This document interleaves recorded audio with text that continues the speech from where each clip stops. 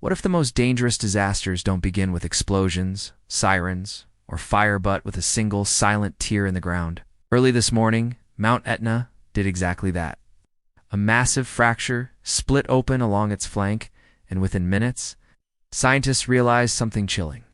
The location, the movement, and the geometry all perfectly matched a catastrophe that happened 7,200 years ago. The same collapse that sent a wall of water across the Mediterranean and erased entire coastlines. And now, the mountain appears to be following that script again. This wasn't speculation, it was recognition. The kind that makes experts stop arguing and start acting. The fracture ripped open along Etna's southeastern flank, stretching close to 100 feet across hardened lava and loose volcanic ash. This is not just any section of the volcano. It's the most unstable zone Etna has. The one hazard maps have warned about for decades. The exact same sector that failed in prehistory and slid into the sea with catastrophic force. At 7:34 a.m., a routine drone survey passed over the upper slopes. Its camera captured something that hadn't existed hours earlier, a raw, jagged scar slicing across the mountain near 10,000 feet in elevation. The timestamp left no doubt. This rupture formed overnight. Fresh rock edges, no dust, no weathering, just torn earth pulled violently apart. In several places, the gap widened enough to swallow a car. One side of the fracture had dropped invisible step centimeters in some spots, more than a meter in others. GPS coordinates placed the break directly above Etna's most notorious sliding fault, a seam scientists have feared for generations. Almost immediately, nearby instruments began registering abrupt changes in ground tilt, underground pressure, and micro-earthquakes. One volcanologist on site said it plainly: this wasn't a normal surface crack. This was the scenario every worst-case model had warned about. The first visible sign of a collapse history has already written once before. Within the hour, Mount Etna's upper slopes were placed under full lockdown. Rangers and monitoring officials moved quickly, sealing off access routes and halting all ascents into the affected zone. Local guides, maintenance crews, and researchers were turned back and redirected to lower elevations. At trailheads and cable car stations, emergency alerts flashed in multiple languages. The shift was immediate and unmistakable. This was no longer routine monitoring. Airspace above the fracture was cleared of all civilian drones. In their place, emergency survey flights were authorized. The Regional Operations Center. Orders went out for high-resolution Lidar, overflights technology capable of mapping terrain down to the centimeter. Before noon, a helicopter-mounted laser system swept across Etna's southeastern face, firing billions of pulses into the mountain to capture the rupture's exact geometry in real time. On the ground, specialized field teams advanced to just behind the exclusion line. Outfitted with gas detectors, portable GPS units, and protective gear, they installed crack meters and tilt sensors directly across the fracture. These instruments were designed to detect even the smallest widening, drop, or sideways shift. Every reading streamed live to the monitoring center below, minute by minute. The Lidar flights repeated from multiple angles, mapping not only the main fracture, but a growing network of secondary cracks branching outward. Ground crews synchronized their GPS measurements with the airborne scans, ensuring that no movement, no matter how slight, escaped detection. Inside the command center, raw data poured in, assembling into a detailed three-dimensional model of the mountain's newest wound. Early results triggered immediate concern.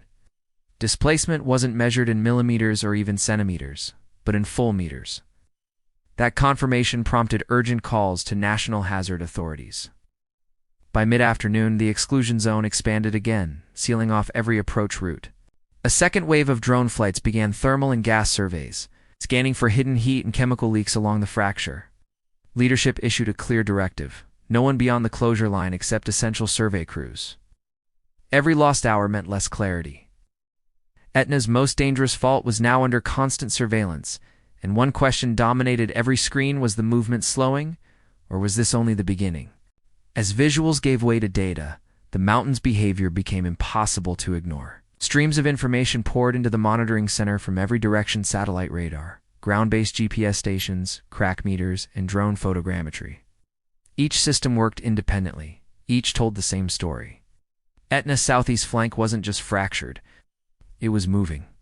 High-resolution Lidar revealed a vertical offset approaching 1.5 meters along the central section of the rupture. That level of displacement sits far outside Etna's normal slow deformation. Crack meters spanning the fracture recorded sudden step-like jumps as the gap widened. In the most active areas, the opening increased by more than 7 centimeters overnight. These were not gradual shifts. They were abrupt releases of accumulated stress. Satellite radar added another layer of confirmation. INSAR data processed in near real time showed a clear gradient of motion across the southeast flank. Over just 6 months, the ground closest to the fracture had surged seaward by roughly 5 centimeters. With the sharpest acceleration tracing the exact line of the new break, the direction of movement was unmistakable and deeply unsettling. It matched the same slip path reconstructed from the prehistoric collapse 7,200 years ago. Ground-based GPS stations confirmed the trend. Several logged 2 to 3 centimeters of lateral movement and nearly 1 centimeter of subsidence in less than 2 weeks. By contrast, Etna's western flank remained largely stable, underscoring how localized and dangerous the southeast sector had become. Using footage from the first morning drone flight, analysts built a detailed 3-dimensional surface model of the broken terrain. When overlaid with satellite displacement maps, the alignment was nearly perfect. Zones of maximum surface rupture matched the highest satellite-measured strain. Field teams verified the results with handheld GPS, measuring crack endpoints and subtle ground tilt on either side of the fracture. After reviewing the overlapping datasets, one senior geodetic expert delivered an unusually direct assessment. Every instrument, he said, was pointing to the same slip plane, the same direction, and the same behavior seen before major volcanic flank collapses. This wasn't background noise. The mountain wasn't creeping anymore. It was beginning to move as a single unstable mass. What worried scientists most wasn't just how fast the flank was moving, but why it was able to move at all. Inside the fracture zone, field teams carefully scraped material from the exposed fault surface. What they collected looked unremarkable at first. Fine, gray powder created as rock ground against rock. In geology, it's known as fault gouge. In this case, it may be Etna's greatest weakness. Laboratory testing revealed the gouge's shear strength was dangerously low, less than 10 megapascals. For a volcano built on dense ancient basalt, that number is alarmingly small. This thin Claridge layer acts like a lubricant beneath the mountain, allowing the entire southeast flank to slide almost as a single block. Under increased pressure, or when fluids seep in, its strength drops even further, making sudden acceleration far more likely. At the same time, gas sensors along the fracture began to register sharp spikes. Carbon dioxide and hydrogen sulfide levels rose well above background values. The highest concentrations were detected near the southern end of the rupture, exactly where the gouge layer was thickest and the rock most fragmented. This was not the sharp sulfur smell associated with eruptions. It was quieter and more dangerous. These gases originate deep within Etna's hydrothermal system, normally trapped beneath layers of solid rock. Their sudden release signaled that the volcano's internal plumbing had been disrupted. New pathways had opened, allowing pressure to escape upward. That loss of confinement further weakened the structure holding the flank in place. One lead volcanologist reviewing the samples didn't hesitate. This gouge layer, he explained, is Etna's Achilles heel. With shear strength this low, the entire sector could fail if the right trigger occurs. Combined with the gas anomalies, the message was unmistakable. The system was primed. Piece by piece, stability vanished. A fracture aligned with an ancient slip plane. A base layer too weak to resist gravity. Gas pressure undermining what little resistance remained. This wasn't a theory or a projection. It was measured, sampled, and confirmed. The southeast flank wasn't just damaged, it was lubricated, pressurized, and already sliding. Inside the monitoring center, attention shifted from the mountain to the sea. New simulations began running non-stop, each one built around the same question scientists were afraid to ask out loud. What happens if the southeast flank finally collapses? Using the newly mapped fracture geometry and the estimated volume of unstable rock, computers modeled millions of tons of material accelerating downhill and plunging into the Ionian Sea. The results were immediate and sobering. With a projected collapse volume of roughly 25 cubic kilometers, the simulations showed a massive displacement of water. Along Sicily's eastern coast, wave heights surged between 20 and 25 meters. A wall of water, taller than a 6-story building, racing toward shore in less than 15 minutes. No slow buildup. No meaningful warning window. What made the room fall silent was how closely the models matched the past. Tsunami specialists compared the outputs with sediment cores taken from coastal plains across the Mediterranean. Eastern Sicily, Malta, even distant shorelines.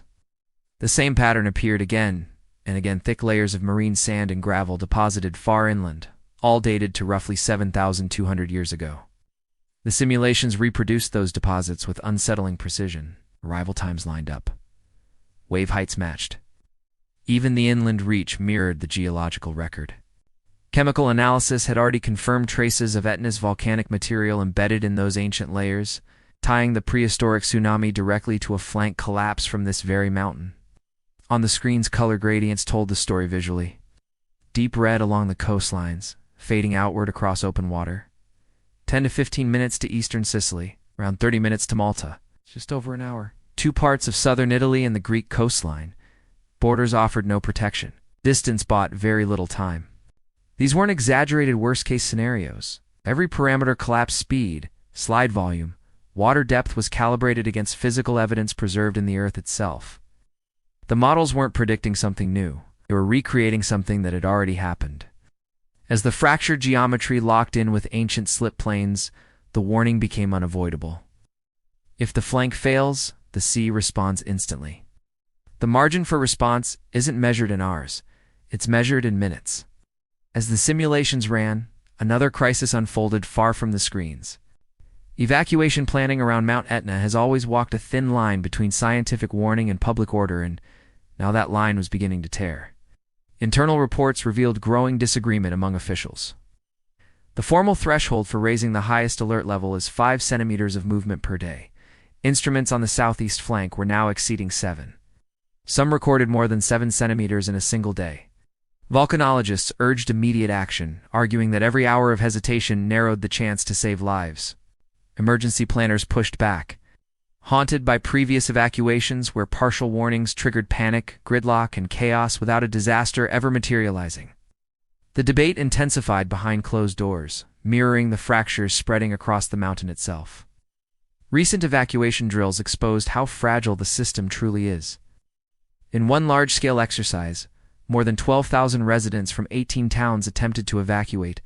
Average clearance times exceeded 4 hours. Major highways clogged almost instantly.